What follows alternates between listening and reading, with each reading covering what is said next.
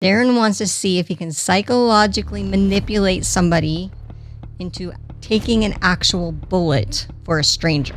And he was anti foreign Hispanics being in the country. Illegal aliens. Derren was going to get him to not only take a bullet for another human being, but to take a bullet for a foreigner that was Hispanic in his own country.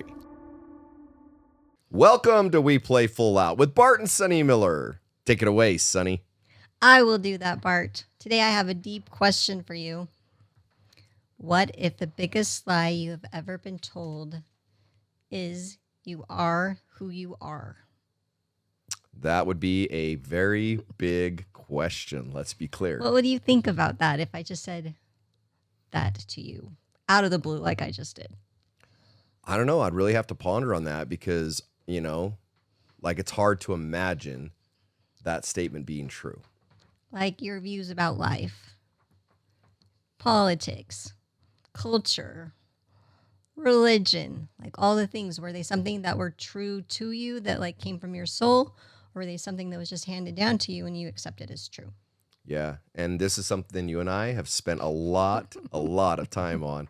And I'm glad we're digging into it because this is going to be a great podcast. I can tell by the start. It's going to be because I think if you don't stop and think about it, and even if you do, sometimes life presents a situation to you that kind of forces you to confront those beliefs head on. And then what do you do? Especially if you're in a relationship with a significant other or a child or a parent even. Like, what do you do when all of a sudden you're confronted with your belief system? Yeah.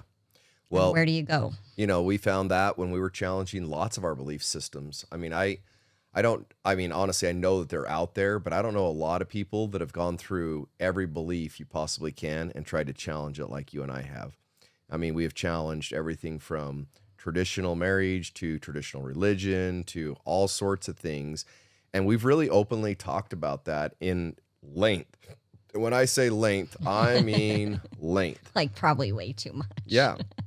And I think it's awesome because it's really opened us up in so many categories of life. But I'm telling you, I don't know what I would have done if I'd have been on that journey by myself. And, you know, some people say it's an awakening, you know, whatever you want to call it. But for me, I don't know what I would have done if you wouldn't have been along for that journey. And it would have been very, very, very, very difficult.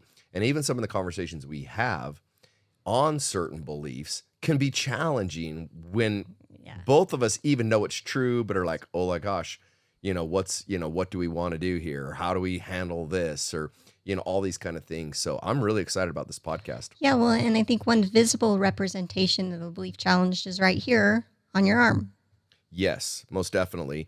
So this tattoo, when I first originally decided to get a tattoo, it's something I've been told since I was a little kid that I should never do. And as a matter of fact, I stood up to a lot of people that had tattoos, crazy me, and even said, man, you know what?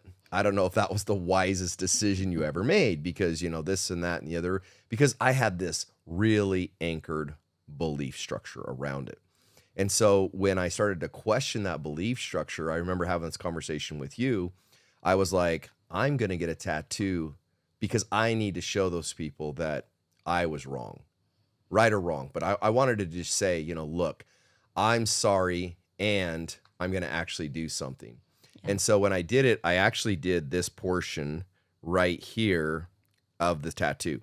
And when I went to my tattoo artist, he was like, dude, that's a pretty good size tattoo. Like most people start off with a really, you know, kind of a smaller tattoo.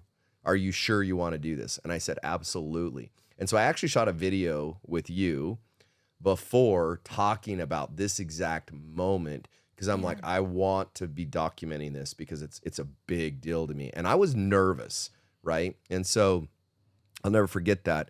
And then as I went forward with it, it was kind of interesting that I felt like I'd broke the mold. I really felt like I'd broke the belief, right? And I was like, I'm cool. Then all of a sudden I'd be around certain friends and I would wear long sleeves and I would cover the tattoo because if you see right here, you made it to where a watch wouldn't cover that part. So it's like, I don't need to have a watch that's covering that. Yeah. Because I wear a watch a lot back then. And so eventually I had this talk with you and I'm like, nope, I'm going to do one on my hand. That way I can never cover it up. And I'm over this deal. And I was like, holy cow. And so that's why I ended up doing this eye tattoo, is because there's no way for me to hide. That is what is okay. And I believe it's okay. And no matter what somebody chooses to do, that's their choice. And so it's been a big, I don't know, evolution. Is that the right word? It's been a big change, but I really wanted to make sure inside of me that I wasn't saying something, feeling something, but not going all in. Kind of acting differently, yes. So we recently watched a show on Netflix called Sacrifice, and it's hosted and created by Derren Brown, who is a mentalist. Mm-hmm. Which, if you don't know, it's like the illusion of reading people's minds. So you kind of think they have this supernatural power because they can read your mind, right? Yeah. And maybe you've heard of him, first of all. Yeah. He had a show on Netflix called The Push. Yeah, and it was a big deal. It was a big deal. It got pulled from the platform for a lot of reasons, is my understanding. But this show is still on there. Yeah. It's called Sacrifice. And the whole premise of the show is that Derren wants to see if he can psychologically manipulate somebody into taking an actual bullet for a stranger. Yeah. Like standing in front of a bullet and being willing to sacrifice your life for that person. Yeah. And the interesting thing is he needed to find somebody that had a strong bias against something, right? Yep. Mm-hmm. It was a very, very strong, was super biased against it. Yes. Do you want to tell a little bit about it, or do you want me to keep going? Oh, happy to. So what he did is, what Derren does, if you don't know, just a little bit of background, is he basically does a poll, says he's looking for these certain people, so on and so forth, does a lot of testing to figure out who he's going to use, but he has no idea if it's going to work or not going to work. And of course, he's not going to come out and say, I'm going to see if you're going to take a bullet for somebody. Right. It's like a whole different experiment that you think you're getting involved in. You think you're in this whole experiment. So long story short, he wanted to find somebody with a bias that was so strong that actually they would do the opposite if it was. And the bias that this person had was he was anti-Hispanics and he was foreign Hispanics being in the country. Illegal aliens. Yeah, I mean, not aliens. Illegal human beings being in there that were Hispanic. Yeah. He was like, I mean, you should see some of the video. He was like so angry about them and so many bias against them and all this kind of stuff. Yeah. And so then the premise of the story was that Derren was going to get him to not only take a bullet for another human being, but to take a bullet for a foreigner that was Hispanic in his own country. Yes. Okay, so that's the next dimension. So he's got to not only psychologically get him to take the bullet, but he's got to psychologically get him to take a bullet for somebody he absolutely despises. Bias against, So it was kind of crazy to watch this whole thing go down. But this kid thinks that he's getting a kind of like an implant. Yeah, that's how he starts it off. A little device in the back of his neck that's going to be connected to an app. Yep. And it's going to help him take decisive action in his life and have more courage. So that's what he thinks he signed up for. Yeah. And it's an interesting process. And actually one of the tests he did to try to see if this person was actually going to go forward with things, he failed. Yeah. And so go watch the dang thing. It's pretty cool to watch. But anyway. But I think one really powerful thing was when Derren somehow manipulated his brain into thinking that he couldn't feel pain. Yes. That was also another very interesting And he put his hand out and he put a huge old needle right through his skin. Like it was big. Yeah. And he felt nothing. Yeah. Yeah, he did some different work with him and it was crazy. Yeah. And so when he would bonk himself on the head, he taught the anchor. If you know anything about NLP or if you know anything about hypnosis, he anchored a pain thing to him. Yeah. And then actually stuck a needle through his hand to prove that he wouldn't feel pain. And so that was part of the process to make this all happen. And then I would say one of the other most powerful parts of the show was there was a technique that was created by a New York professor in psychology. And it's meant to, what's the word I want? Get empathy for somebody else. And so what he simply did was have this kid, Phil, sit across from a stranger that was from another nationality and just stare into his eyes for 4 minutes. That's the whole exercise. Yep. And no kidding, by the end of 4 minutes, Phil was in tears. He's crying. He's like, I felt like I was looking into his soul. I felt like I knew him. He actually wanted to give him a hug by the end. Yeah. Just fascinating. Yeah, it's fascinating. You're staring into somebody's eyes for 4 minutes, and all of a sudden you're seeing a whole human that you didn't know was there. Right. Right. So anyway, we're not going to keep going on the show whether it was a fail or a success for Derren, but it did get us talking more about beliefs, about identity, about anxiety, and control. Yep. Right. So we also recently heard the story about a young man, and we don't know this person, and we don't know the family. We just know the story. He's 20 years old, and he just came out as gay. He announced to his family he was gay. Announced it to his family, and it surprised them. They didn't know. And the reaction was pretty swift and devastating. And they came from a very, very conservative religion where this is not the type of thing that's allowed. And so they kind of came to him with this ultimatum of, okay, you're living under our roof. So if you want to continue living under our roof, you're going to do some things. Like you're going to read your scriptures every day. You're not allowed to be on social media. You can't go out with friends. You need to sit still and pray and ask for guidance. You need to get your testosterone checked and your blood levels checked. And basically, you can't be around your siblings. Yep.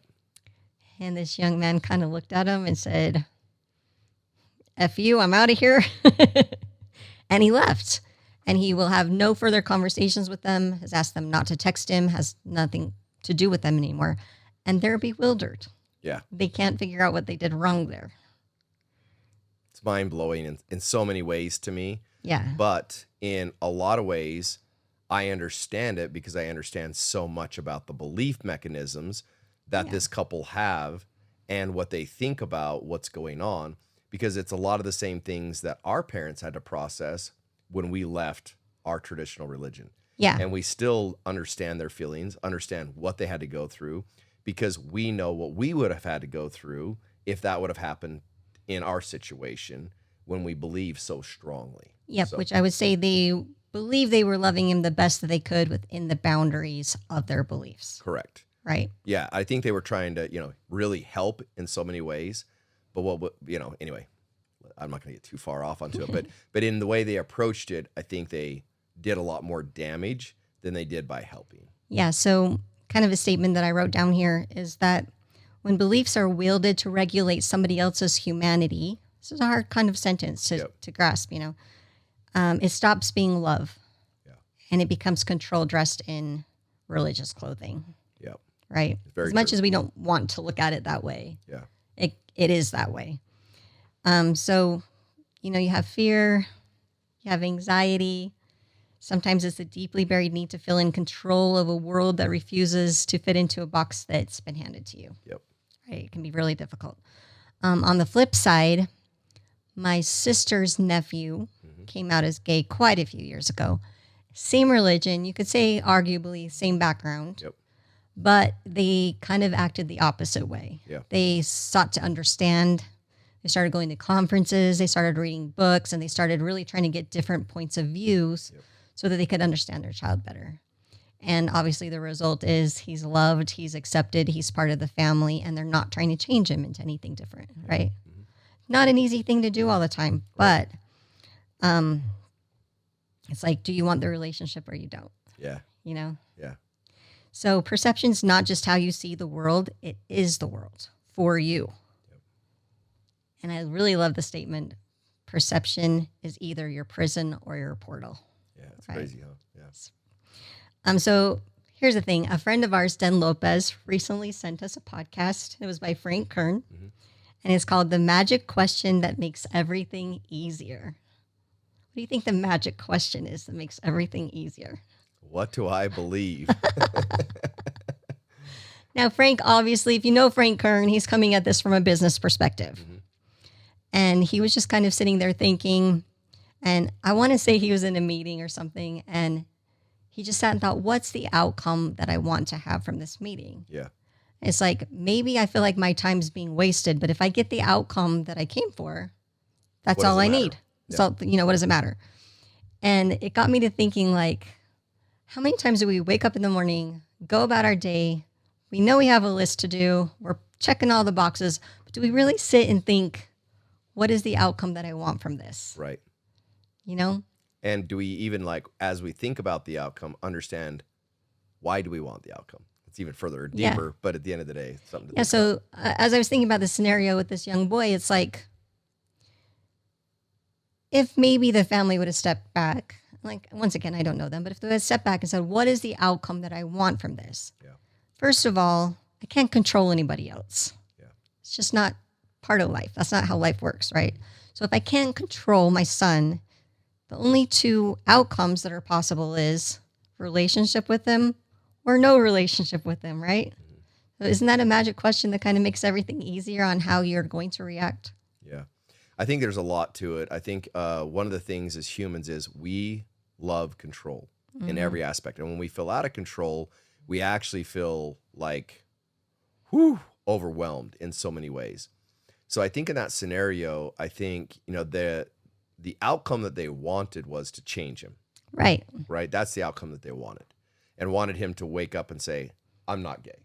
Yeah. That's the outcome they wanted. Now, I think when they looked at the scenario, like, let's say that that's still what they wanted. If they ruin the relationship right out of the gate by blowing up or doing something, is that still the outcome that they're going to get? You follow what I'm saying? I am following, but at the same time, it's like, I think you've got to be in touch with, something deeper to the fact of, like, I can't change you. I agree. And understand that from the get-go. Totally. Instead of, let's keep this relationship in case I can change you. Right. I totally agree with what you're saying. Yeah. But I'm just saying, hypothetically, if they would have just thought that far forward. Yeah. Right? Our outcome really is we want to change our son. Okay? By ruining the relationship right out of the gate and by giving out ultimatums, they destroyed every chance of that even thinking about being possible. Yeah. You know what I mean? There's a lot of road that would have to be built. Yeah, right? A lot of bridges have to be built at this point. Sometimes just, even if you want a certain outcome, stop and just for a second and just think for a few days or even a month or a couple months. And guess what? All of a sudden things will start to look and you can understand things differently. Yeah. And so, like, this is one situation in life, but there's so many, right? What if someone leaves a religion, has an affair, quits a high-paying career to pursue a dream? It can be a big deal, especially to parents. Shoot, well, even in a relationship. In a relationship, all too. of a sudden you decide, hey, I'm done with what I'm doing in my career. I'm going to reposition myself because I believe in this so much. And then all of a sudden, every dollar is going out. All of a sudden, your lifestyle is totally changed. Everything changes. Yeah. That is not always an easy thing. It's not a small thing. Yeah. About, a divorce splits a family, and sometimes it's not even about the relationship of the parents, but it's with the children as well. Yep. Like, we've seen situations where the relationship between parent and child is devastated because of how the partner relationship worked out or whatever, So these moments aren't just logical changes, they're emotional earthquakes. Yep. And they challenge the script we've written about how life should go. Yeah. So again, what is the outcome that I want?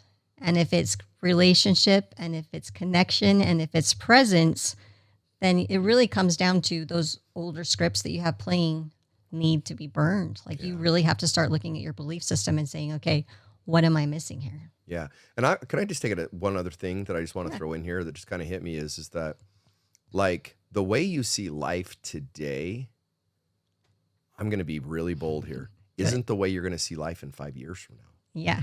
So therefore, the script you're even running today on everything that you're running in 5 years, I believe, is going to be dramatically different. Well, and I think you can test that by looking at 5 years past, right? Well, like, if nothing's changed, there's probably a problem. Well, I'm even going further, like, let's just say AI and what it's going to do in 5 years. Okay. So what I'm saying, like, even right now, the way you used to order a sandwich and the belief of the customer service that you used to have at McDonald's or any fast food has totally changed. Yeah. Okay. Now it's done by a computer, a robot.